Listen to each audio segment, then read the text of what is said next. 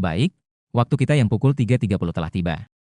Pertama-tama, kami mengucapkan terima kasih kepada semua guru dan siswa yang hadir dalam sesi penjelasan tema hackathon hari ini.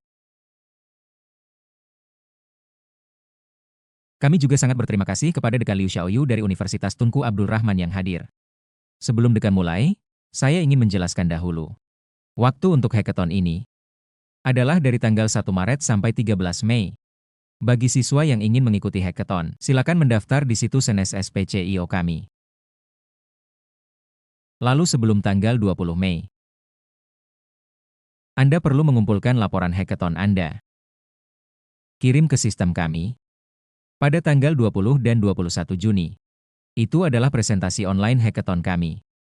Setelah itu kami akan mengambil waktu 1 minggu. Kurang lebih akan memilih tim yang lolos ke babak selanjutnya. Tahun ini akan dipilih 6 tim yang lolos. Yang akan diatur dosen dari Universitas Raman untuk membantu membimbing. Itu dari tanggal 28 Juni sampai 28 Agustus. Sebuah panduan. Kemudian pada tanggal 29 Agustus sampai 30 Agustus adalah final kita.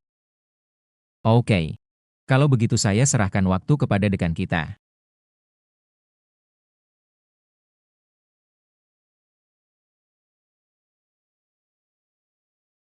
Terima kasih Simo. Saya harus bicara dalam bahasa Mandarin atau Inggris?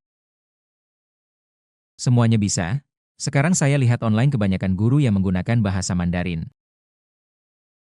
Apakah lebih baik jika bicara dalam bahasa Inggris?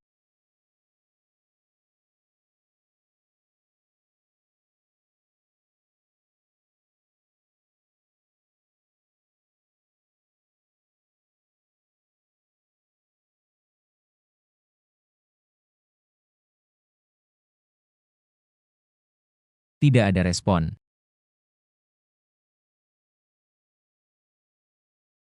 Dekan, silakan pilih. Jika semua orang bisa menggunakan bahasa Cina, saya merasa menggunakan bahasa Cina mungkin akan lebih baik. Baiklah, kita akan menggunakan bahasa Cina. Saya akan membagikan layar. Jika ada yang ingin saya menggunakan bahasa Inggris, silakan beritahu saya. Kamu bisa menulis di kolom komentar. Dengan begitu saya akan tahu kalau kamu ingin saya memakai bahasa Inggris.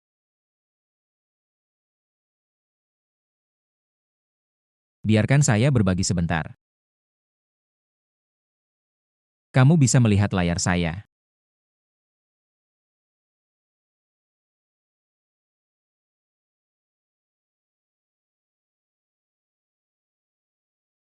Apakah semua orang bisa melihat kursus saya? Bisa, ya? Baik, terima kasih. Jadi ini adalah pertemuan penjelasan sederhana tentang hackathon tahun ini, efek yang ingin kami capai, dan juga pertanyaan kami. Tahun ini kami menetapkan topik tentang rantai pasokan.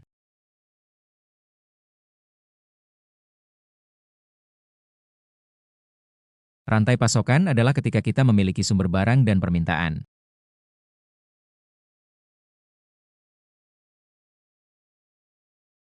Lalu bagaimana kita menyediakan sumber barang itu kepada permintaan, dari sisi sumber ke sisi permintaan. Jadi di antaranya ada beberapa pengaturan logistik, yaitu beberapa pengaturan logistik. Jadi kira-kira arahnya seperti ini. Betul kan? Topik tahun ini sama seperti tahun lalu, Eryong ini, 2 tahun lalu dia berinvestasi saham, lalu tahun lalu dia bertani, dan tahun ini dia mengurusi logistik. Oke, dan sebenarnya ini adalah fokus utama kami, tentu saja masalah kami juga tidak boleh terlalu luas. Fokus utama kami adalah pada pertanian, khususnya sayuran, yaitu rantai pasokan sayuran. Untuk sayuran, kami memilih 3 lokasi, yaitu dataran tinggi Cameron, kemudian batang beruntai di Selangor, dan juga Johor. Ketiga lokasi ini adalah 3 klaster. Tentu saja Malaysia tidak hanya memiliki 3 klaster pasokan sayuran, jadi kami memilih yang agak disederhanakan untuk masalah ini. Setiap klaster kira-kira memiliki 5-10 kebun.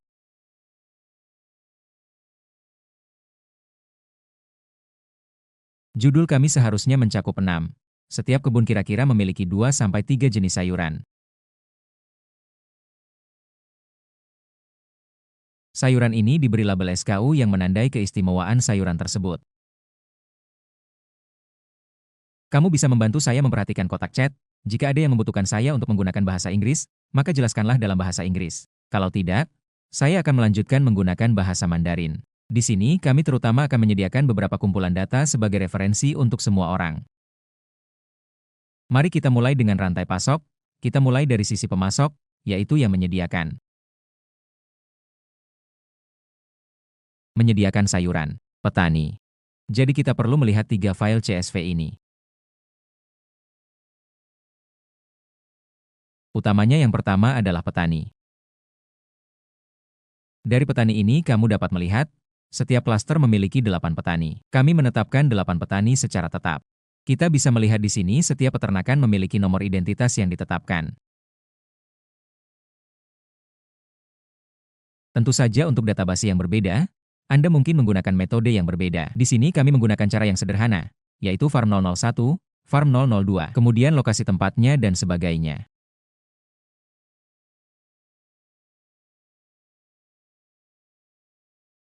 Yang lebih penting adalah ini. Latitude dan longitude yaitu garis lintang dan bujur. Karena kami menggunakan GPS, garis lintang dan bujur dapat mengetahui dengan sangat tepat. Kira-kira lokasi itu berada di mana. Kemudian apa yang disebut house stage adalah hari panen mereka. Tentu saja ladang mereka bisa terus menghasilkan panen, tapi sekarang kami tetapkan bahwa ladang memiliki hari panen tetap, misalnya dari tanggal 1 sampai 16 hari panennya adalah Senin, Rabu, dan Jumat. Dan dari tanggal 17 sampai 24 adalah Selasa, Kamis, dan Sabtu. Tentunya. Ini jelas sebuah simulasi situasi.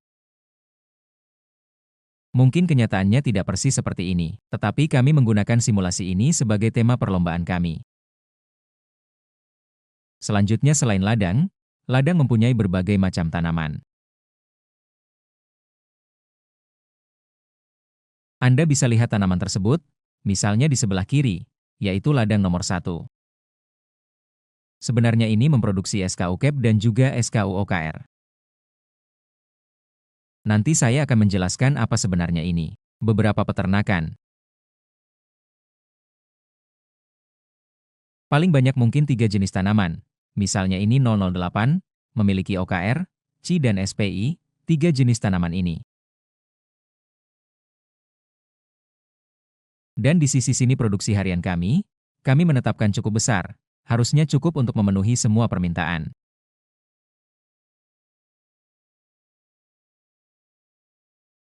Untuk setiap produksi, ada yang mahal dan ada yang murah, tergantung produk pertaniannya. Ini adalah Unicost, RM, kira-kira berapa harga jualnya?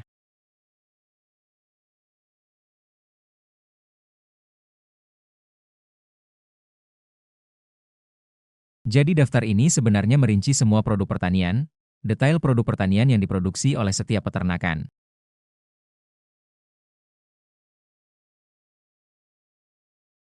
Selanjutnya tadi kita pakai kode, yaitu SKU CAP dan SKU LT. Kita bisa lihat ini adalah kubis atau selada, tomat dan sebagainya. Tentu saja bisa berupa jenis daun, bisa juga jenis buah. Atau bisa juga jenis akar. Tentu setiap produk pertanian mungkin berat atau tidak berat, di sini tentu juga ada perbedaan berat. Kemudian shelf life ampere hours artinya berapa lama produk itu bisa disimpan pada suhu ruang. Sebagai contoh, misalnya bayam, nomor 7, hanya bisa disimpan selama 8 jam pada suhu ruang. Setelah 8 jam, bayam mulai mengalami kerusakan, beberapa akan membusuk. Tingkat kerusakannya juga kami sediakan di sini, yaitu seberapa besar kerusakan per jamnya. Karena kerusakan ini mungkin juga harus kalian pertimbangkan saat kita mengelola logistik secara keseluruhan, memasukkan kerusakan ini dalam perhitungan. Dan tentu saja, jika pada suhu ruang kita memiliki tingkat penyimpanan tertentu. Tapi jika kita memiliki pendinginan, tentu saja dapat memperpanjang waktu itu. Selain itu, dalam proses pengiriman, beberapa sayuran harus didinginkan. Beberapa sayuran bisa didinginkan atau tidak didinginkan. Jadi, kolom G ini memberitahu kamu sayuran mana yang harus didinginkan. Didinginkan, yang wajib didinginkan ditandai dengan angka 1. Yang tidak wajib didinginkan dengan angka 0 bukan berarti kamu tidak boleh mendinginkannya. Kamu juga bisa mendinginkannya. Hanya saja jika kamu mendinginkan, sebenarnya tidak perlu didinginkan. Tetapi jika kamu ingin mendinginkan juga tidak masalah. Namun angka 1 berarti kamu harus mendinginkannya. Jika harus didinginkan, seluruh rantai logistik harus didinginkan, dari awal sampai akhir harus menggunakan peralatan yang didinginkan. Tentu berikutnya adalah tingkat kerugiannya, yaitu setelah masa simpan, shelf life, lewat, sayuran itu akan memiliki tingkat kerugian tersebut. Jadi ini kira-kira adalah seluruh produk pertanian dan peternakan, serta data tentang produk pertanian tersebut. Kemudian tadi kami menyebutkan sisi pasokan, sekarang sisi permintaannya adalah pelanggan kami. Pelanggan kami terutama berada di dua kumpulan data. Pelanggan ini bisa tersebar di Malaysia, tentu kami sudah menyederhanakan banyak hal. Di sini kami memiliki dua kumpulan data, yang mungkin harus kalian lihat. Customers CSV dan Demand CSV. Customer sebenarnya sangat sederhana, yaitu lokasi mereka di mana. Tentu kami memiliki nomor identifikasi. Kolom A adalah nomor identifikasi. Jika nomor, selanjutnya adalah namanya. Itu bisa jadi supermarket, atau bisa juga seorang grosir dan sebagainya. Lalu tentu saja berada di negara bagian yang berbeda, dan kota yang berbeda. Lalu tentu saja jenisnya apa. Lalu yang lebih penting tentu saja adalah koordinat lintang dan bujur ini. Lintang dan bujur, mereka juga cukup penting, karena nanti saat kamu memutuskan bagaimana mengatur logistik, hal ini adalah sesuatu yang harus kamu pertimbangkan. Kemudian cold storage request menunjukkan bahwa mereka memiliki persyaratan, tetapi tidak selalu. Jadi tentu saja kamu tidak selalu bisa memenuhi persyaratan mereka. Artinya ada persyaratan atau tidak ada persyaratan. Namun persyaratan ini dan tidak adanya persyaratan tidak harus dipenuhi. Tidak seperti sayuran yang kita bicarakan tadi, sayuran yang perlu didinginkan, kamu harus mendinginkannya. Ini hanya berarti mereka memiliki persyaratan seperti itu, lebih baik jika kamu bisa memenuhinya. Tapi jika tidak bisa juga tidak masalah, tapi kamu harus memastikan sayur sampai pada waktunya sesuai dengan waktu mereka. Kemudian mereka memiliki jendela pengiriman, yaitu waktu mereka menerima sayur, waktu penerimaan barang. Mereka hanya menerima barang selama jam kerja, misalnya Senin sampai Jumat saja, hari lain mereka tidak menerima barang. Dan sebagainya, kira-kira ada persyaratan seperti itu. Kemudian max lead time berarti, ketika kamu mengirim barang sampai mereka menerima barang. Berapa lama waktu maksimalnya bisa berlangsung? Yang dimaksud adalah, mungkin setelah dia memesan. Dalam 72 jam kamu harus mengirimkannya. Atau dalam 24 jam kamu harus mengirimkannya. Jadi di sini termasuk ketika kamu mengatur logistik, kamu harus mungkin mempertimbangkan kebutuhan pelanggan yang berbeda-beda ini.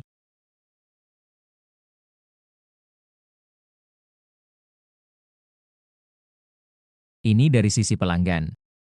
Selanjutnya kebutuhan mereka, yaitu beberapa karakteristik dari sisi pelanggan, kebutuhan mereka adalah permintaan mereka, berapakah jumlahnya. Misalnya mereka. Rata-rata di sini adalah kebutuhan rata-rata mereka. Misalnya pelanggan nomor 1 akan meminta selada, kol, dan yang ini Spanish adalah bayam. Lalu berapa besar jumlah permintaan mereka? Jadi saya tidak mencantumkan semuanya, karena daftar ini agak panjang, jadi saya tidak mencantumkan semuanya. Dan ini adalah kebutuhan mereka setiap minggu. Namun, kebutuhan mereka setiap minggu mungkin diminta dalam 3 kali pengiriman. Atau dalam 2 kali pengiriman. Jadi setiap minggu mereka mungkin membaginya menjadi 3 kali. Tetapi setiap kali dia diminta memiliki setidaknya dasar yang cukup. Misalnya kita lihat pelanggan pertama. Dia ingin selada. Kalau selada, jumlahnya sekitar 52 kotak per minggu. Mungkin dia membaginya menjadi 3 kali permintaan. Tetapi setiap permintaan dia setidaknya membutuhkan 15 kotak. Maksudnya kira-kira seperti itu. Apakah ada masalah? Sejauh ini saya sudah menjelaskan, apakah ada pertanyaan? Atau mungkin kalian belum bisa mencerna? Tapi tidak apa-apa, saya akan melanjutkan dulu. Lagi pula ini direkam, jadi kalian bisa menontonnya lagi. Tentu saja kita punya pihak penyedia dan pihak peminta. Lalu bagaimana kita memenuhi kebutuhan mereka? Kita harus memiliki alat transportasi untuk mengirim barang-barang ini. Tentunya alat transportasi bukan satu-satunya. Mungkin ada perantara di tengah. Kita sebut itu logistik perantara, tidak harus satu-satunya jalan. Mungkin ada tambahan hal lain di tengahnya. Tapi secara sederhana, setidaknya kamu harus punya alat transportasi. Ada 3 jenis alat transportasi. Satu van, tapi ini tidak ada fungsi pendinginnya, atau lori. Lori adalah truk biasa tanpa fungsi pendingin. Atau reflat truck. Reflat truck memiliki fungsi pembekuan, artinya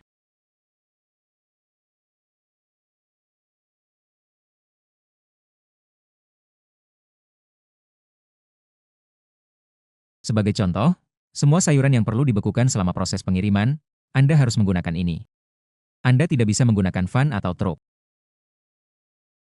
Oke, jadi sebenarnya jika kita membangunnya seperti ini, Anda bisa melihat kami memiliki sisi pasokan. Kemudian ada sisi permintaan. Di antaranya ada sisi distribusi, yaitu bagaimana Anda mengirimkan barang-barang ini. Tentu saja kami mengajukan beberapa hal yang bisa Anda hitung. Kami menuntut untuk mencapai efek seperti apa. Tentu saja semua kebutuhan harus Anda penuhi 100%. Ini adalah salah satu permintaan kami. Tentu saja kamu tidak bisa memenuhinya. Sebenarnya kamu tidak seharusnya menerima pelanggan itu sejak awal. Kita berasumsi kamu sudah menerima pelanggan ini. Jadi kamu harus memenuhi kebutuhan mereka 100%. Yang lain akan saya jelaskan nanti. Kami tentu saja meminta kalian membuat 2 proposal. Yaitu 2 rancangan rencana, lalu kamu membandingkannya, yaitu kalian mungkin hanya boleh selain beberapa langkah yang kami tetapkan. Selain kalian bisa menghitung beberapa hal. Kalian bisa mempertimbangkan bahwa mungkin ada hal-hal yang tidak diperhitungkan secara detail dalam soal. Jadi kalian mungkin perlu menambahkan beberapa kondisi sendiri. Tentu saja kita punya batasan keras. Yakni kalian harus memenuhi semuanya dengan 100%, memenuhi semua kebutuhan sisi permintaan. Kemudian di sini, tentu karena kita bicara soal hijau. Kalau kita mau bicara soal hijau, kita akan punya beberapa fokus hijau. Matriks hijau kita termasuk konsumsi bahan bakar. Karena kalian harus sebisa mungkin mengurangi konsumsi bahan bakar. Namun ada satu hal menarik yaitu semakin sedikit bahan bakar yang digunakan, artinya Anda mungkin menggunakan mobil lebih sedikit, tapi ini bisa menyebabkan sayuran menjadi rusak. Ketika sayuran menjadi rusak, Anda mungkin harus membuangnya. Yang pada sisi lain, jika Anda membuang terlalu banyak sayuran, itu juga tidak ramah lingkungan. Jadi dalam 2 kondisi ini, tentu saja jika Anda ingin memastikan semuanya segar dan tidak ada tingkat kerusakan, Anda harus mengirim 1 mobil untuk setiap jenis sayuran. Itu cara paling sederhana dan paling ekstrim, yaitu 1 mobil khusus mengantar setiap jenis sayuran dari awal sampai akhir, tapi jelas ini menghabiskan banyak bahan bakar.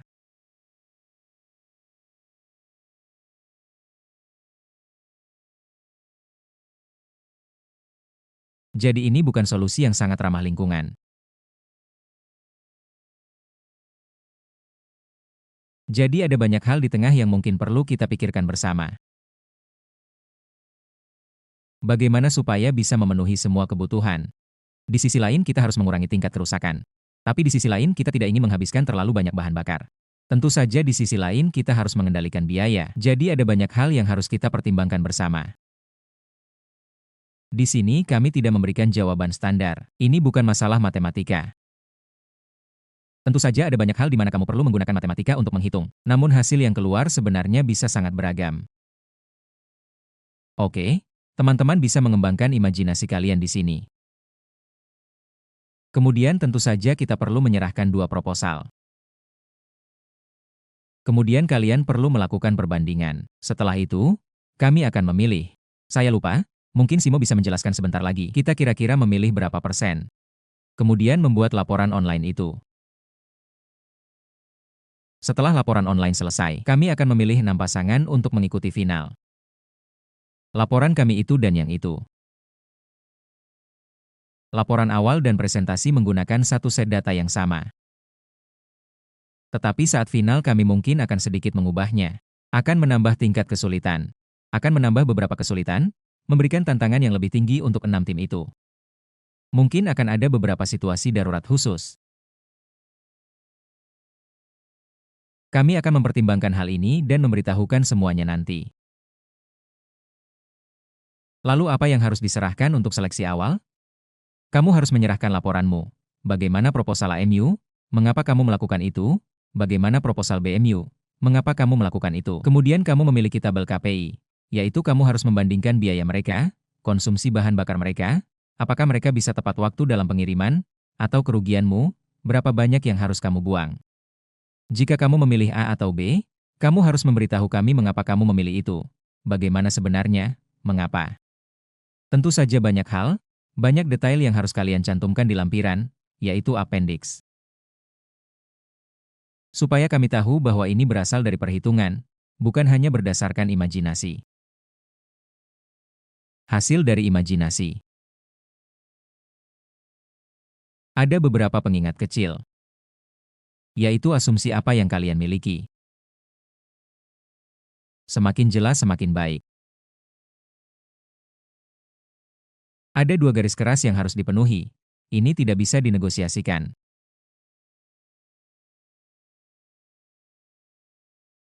100% dari kebutuhan semua pelanggan harus dipenuhi. Kamu bisa terlambat, tapi kamu harus memenuhinya. Jika sayuranmu perlu didinginkan, seluruh proses logistik harus tetap dalam kondisi dingin.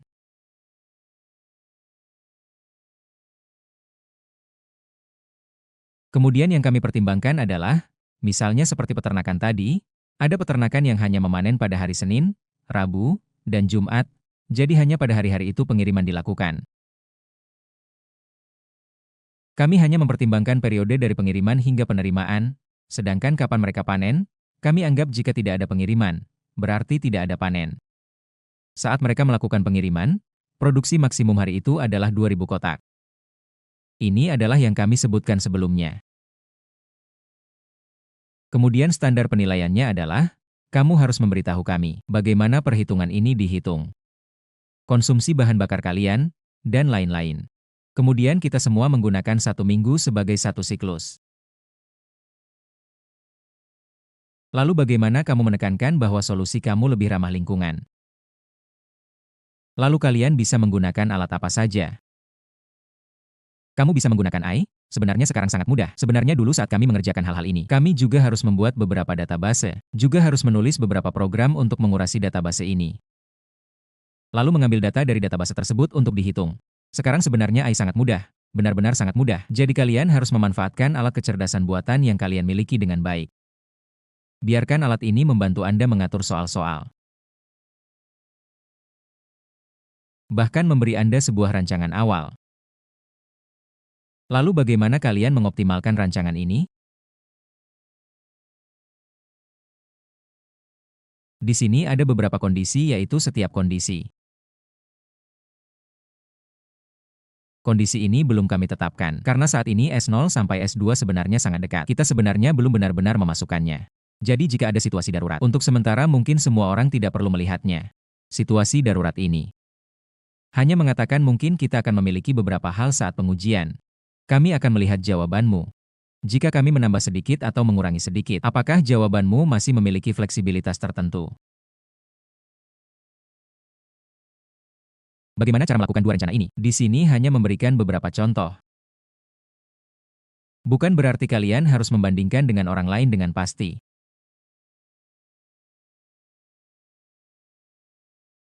Langsung dikirim ke pelanggan, setiap satu-satu itu adalah hubungan antara sebuah peternakan dan seorang pelanggan dengan kendaraan yang sesuai.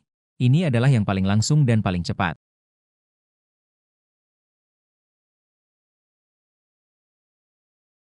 Namun jelas konsumsi bahan bakarnya sangat besar. Kamu bisa menganggap ini sebagai proposal pertama, tapi jujur saja, proposal ini tidak memiliki nilai apapun. Jadi jika kamu adalah A dan memiliki proposal seperti ini, kami kemungkinan besar akan merasa proposal ini sama sekali tidak memiliki poin, tidak ada fokus sama sekali. Atau kamu bisa mengatakan bagaimana pengiriman dilakukan, mungkin satu mobil bisa melewati beberapa titik terdekat, mengumpulkan barang kemudian pergi. Ini bisa sangat menghemat konsumsi bahan bakar mobil. Maksudnya kamu bisa menggabungkan beberapa pesanan sekaligus untuk pengiriman. Tentu ini bergantung pada bagaimana kalian menilai. Tentu tidak harus kalian sendiri yang menilai. Mungkin kamu bisa meminta AI untuk membantu melakukan beberapa penyesuaian. Yang cukup penting adalah lampiran. Kalian harus menulis KPI dengan sangat jelas. Kemudian tingkat kerusakan, bagaimana cara menguranginya? Jika tidak dikirim keluar, kami tidak anggap benar. Jangan tanyakan padaku apa yang terjadi jika setelah dipanen dari pertanian mereka tidak mengirimnya keluar. Kami tidak mempertimbangkan hal itu. Kami hanya mempertimbangkan bahwa pengiriman dari pertanian berarti mereka memanen dan mengirim langsung. Karena kami harus menghindari banyak hal. Misalnya apakah pertanian memiliki beberapa peralatan pembekuan, kami tidak mempertimbangkan itu.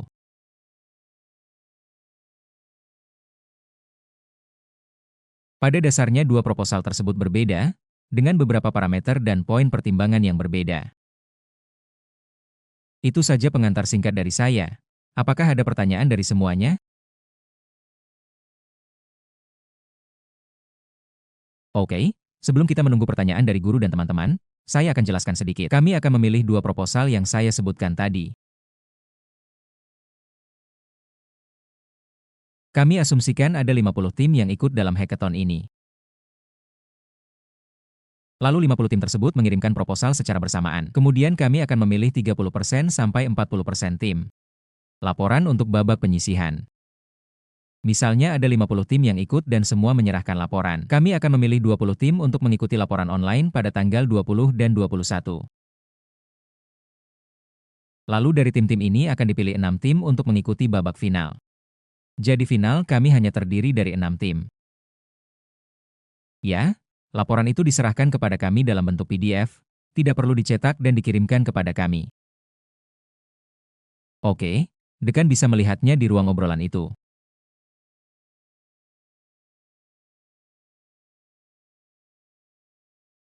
Lihatlah. Sayuran yang rusak. Jika rusak, kamu tidak bisa memenuhi kebutuhan pelanggan. Jadi, kerusakan sebenarnya tidak seharusnya dihitung ke dalam kebutuhan permintaan. Karena ini adalah tingkat kerusakan dalam proses pengirimanmu.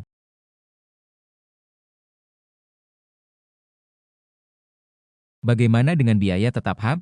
Itu pertanyaan yang sangat bagus. Untuk biaya tetap hub, kalian harus mencari data tersebut sendiri. Kami di sini tidak menyediakan.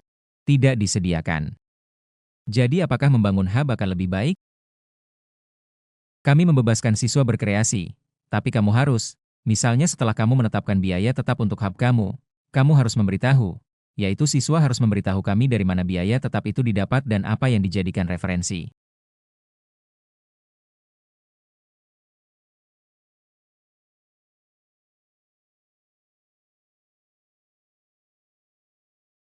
Bukan, semuanya soft copy. Jadi jika ada guru atau siswa yang bertanya apakah laporan kertas harus benar-benar ditulis di atas kertas? Sekarang seharusnya tidak perlu kertas lagi. Yang kami maksud laporan kertas itu sebenarnya adalah soft copy. Berupa dokumen Word atau lainnya, tidak perlu dicetak, tidak perlu. Benar kan? Benar kan? Kamu tidak perlu mereka mencetaknya, tidak perlu, hanya menyerahkan PDF atau tertentu. Betul, betul, betul, betul, betul, betul. Apakah ada pertanyaan lain?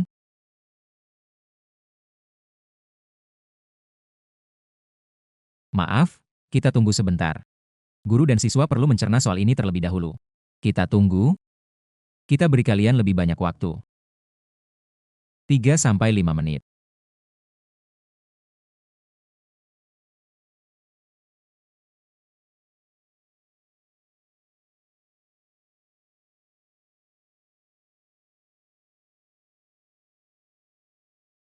Dekan, tolong berhenti berbagi layar. Saya akan memberitahu kalian bahwa materi bisa dikirimkan kepadamu. Baik, kalau kamu mau cari masalah, tolong bilang supaya aku bisa jelaskan ke semua orang. Ketika kalian memikirkan masalah ini, saya bisa menjelaskan kepada kalian. Pada dasarnya semua data kami ada di sini. Kalau dia ada pertanyaan, bisa bilang ke semua orang.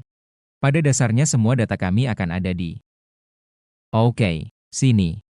Apakah ini pertama kalinya kamu? Tunggu sebentar. Apakah ini pertama kalinya kamu atau apapun tidak? Itu? Apakah kamu pertama kali ingin?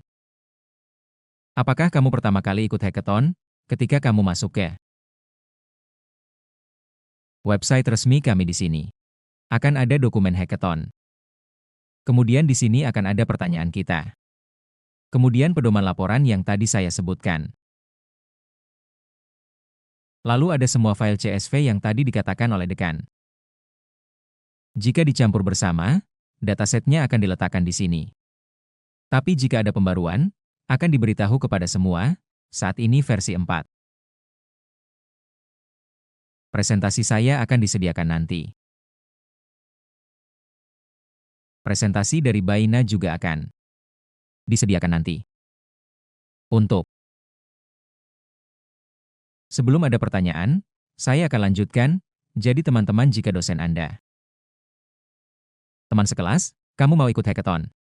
Tolong ingat untuk mencentang. Artinya kamu harus ikut hackathon. Jika kamu ingin ikut kedua-duanya, berarti kamu harus mencentang keduanya.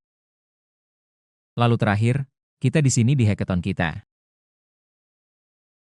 Kamu bisa mengunggah dokumen final, dokumen proposal ke kami. Setelah kami terima, kami akan mendaftarkan. Tentu saja, jika kamu ikut, kita mengharuskan 3 siswa. 1 kelompok.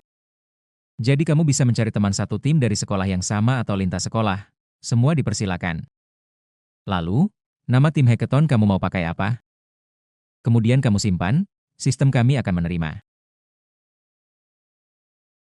Baik, saya lihat chat dulu. Ada sebuah pertanyaan di chat room. Oke, tadi ada teman yang bertanya, yaitu, apakah harus coding? Oke, coding. Sebenarnya sekarang kita pakai alat bantu, jadi mau coding atau tidak itu terserah kamu. Kami tidak meminta Anda untuk pasti menunjukkan coding Anda kepada kami. Atau jika Anda benar-benar bisa melakukan coding, melakukan beberapa analisis data yang sederhana.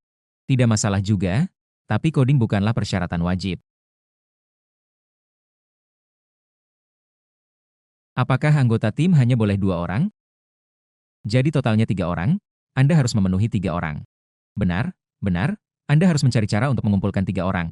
Persyaratan kami memang 3 orang.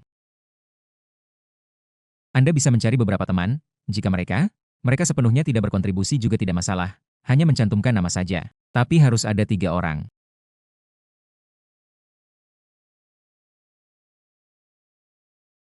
Anda bisa menggunakan coding atau tidak, tapi kami menyarankan karena sekarang banyak alat kecerdasan buatan yang cukup mudah digunakan.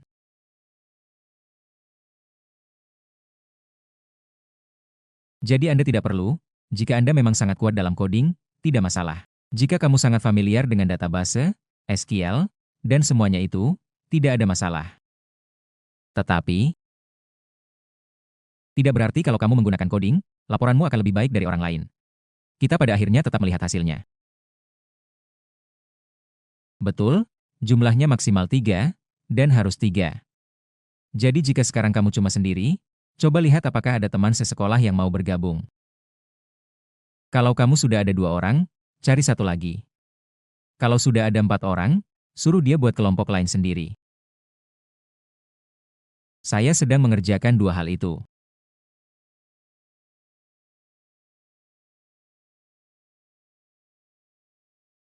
Oke. Tidak perlu. Kamu bisa mengganti anggota tim yang berbeda. Kamu bisa. NSSPC adalah 2 teman lainnya. Hackathon MU bisa menjadi 2 teman lainnya. Tidak masalah.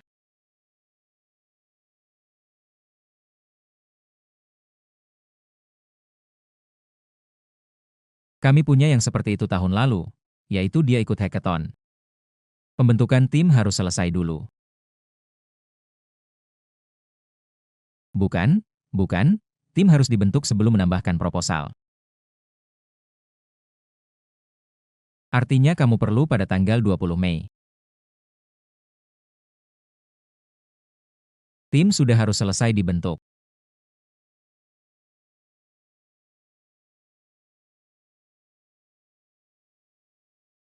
Benar, karena kalian mengumpulkan laporan proposal yang sama.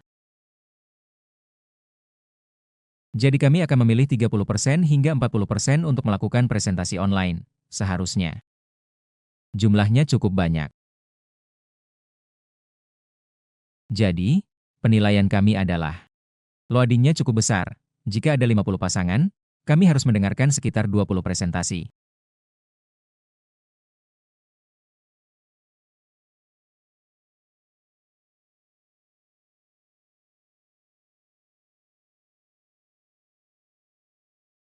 Sebagian besar guru pernah ikut lomba tahun lalu. Ada juga yang ikut untuk pertama kalinya.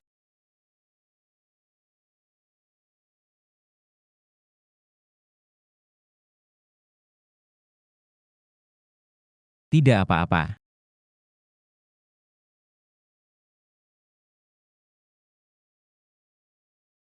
Eh, untuk hackathon, kalian harus mencari sendiri karena kami sulit mengelompokkan kalian bersama-sama. Alasan seperti ini, itu adalah proposal yang diajukan oleh 3 orang. Jika kita kemudian menggabungkan kalian semua menjadi satu kelompok, maka proposal mana yang akan kalian gunakan pada akhirnya? Ini sangat sulit bagi kami untuk mendefinisikannya dengan jelas. Jadi pada tanggal 20 Mei, temukan anggota tim hackathon kalian masing-masing, lalu serahkan satu buah proposal yang telah kalian diskusikan bertiga. Saya pikir, atau misalnya para guru bisa menggunakan grup WhatsApp guru kita itu. Misalnya kalian hanya punya 1 orang, silakan guru tanyakan apakah di sekolah lain ada siswa lain sebelum proposal, sebelum mengajarkan proposal, harus membentuk tim. Lalu kalian diskusi secara online, jika berada di tempat berbeda diskusi online. Kemudian ajarkan satu proposal lagi.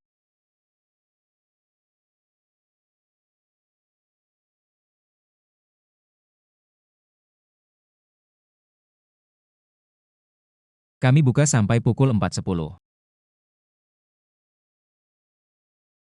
Saya 3 menit. Tidak masalah, kita semua ada di grup guru atau grup siswa. Jika kamu punya pertanyaan apapun, bisa tanya.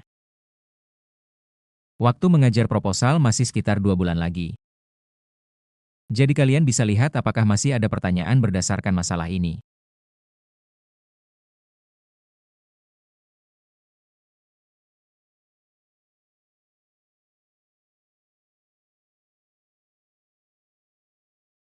Tidak ada.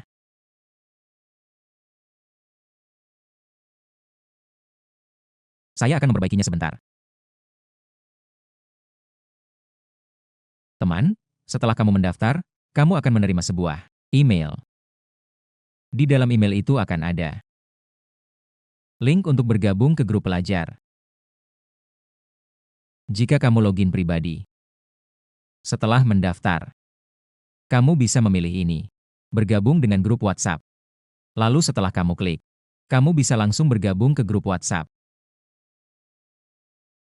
Begitu cukup, ya? Jadi kedua cara itu bisa. Kamu akan menerima balasan otomatis dalam volume suara.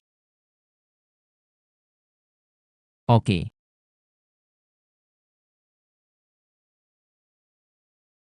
Sebenarnya kamu seharusnya tidak kesulitan membentuk tim. Misalnya kamu mencari 2 teman untuk memasukkan nama, tapi kamu sendiri yang mengerjakan semuanya juga tidak masalah. Kami tidak keberatan. Jadi masalahnya, jika kamu tidak membentuk tim maka kamu tidak bisa ikut serta. Bukan soal apakah kamu akan dieliminasi, tapi kamu bahkan tidak bisa ikut. Jadi siswa, teman-teman kamu masih punya waktu cukup lama. Jika kamu memutuskan ingin berpartisipasi, kamu bisa coba cari teman.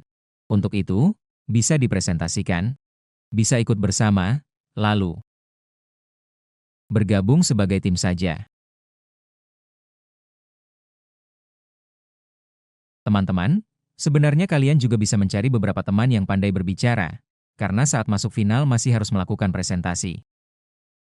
Kalian bagilah tugas, ada yang teknis banget, ada yang pandai. Aku yang akan melapor.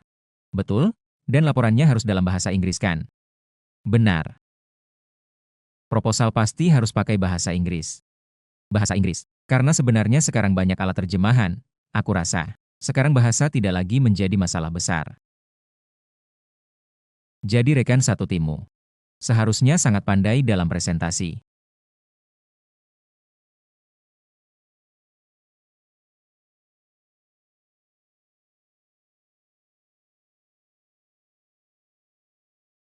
Panduan proposal kami sudah menulisnya dengan cukup detail.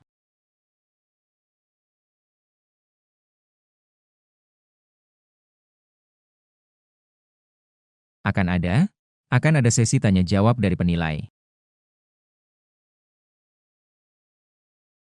Pasti akan ada, karena jika ada hal yang tidak kami mengerti, harus bertanya. Tahun lalu kami boleh menjawab dengan bahasa Mandarin atau harus menjawab dengan bahasa Inggris? Kami melaporkan dengan laporan berbahasa Inggris. Lalu jawabannya boleh dalam bahasa Mandarin, tidak masalah. Sepertinya jawabannya boleh menggunakan. Jadi saat kamu melaporkan, menggunakan apa? Iya, menggunakan bahasa Inggris.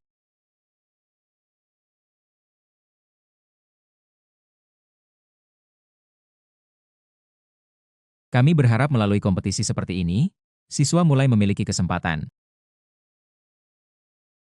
berlatih menggunakan bahasa Inggris di rumah untuk menulis laporan, lalu berkomunikasi. Kami menganggap ini adalah keterampilan yang sangat penting untuk kalian semua ke depannya, meskipun sekarang kamu tidak berlatih. Suatu hari kamu pasti akan menghadapi situasi seperti ini, jadi lebih baik saat di sekolah menengah. Tidak ada yang akan menertawakanmu. Beranilah menggunakan bahasa Inggris. Gunakan bahasa Inggris untuk berkomunikasi dengan orang lain.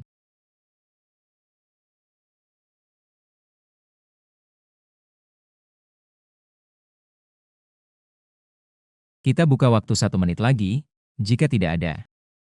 Hari ini briefing kita sampai di sini.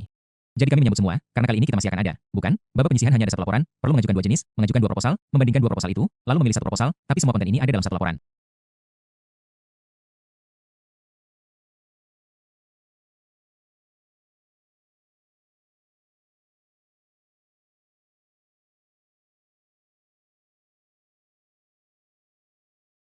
Baik, seharusnya sebagian besar sudah menjawab.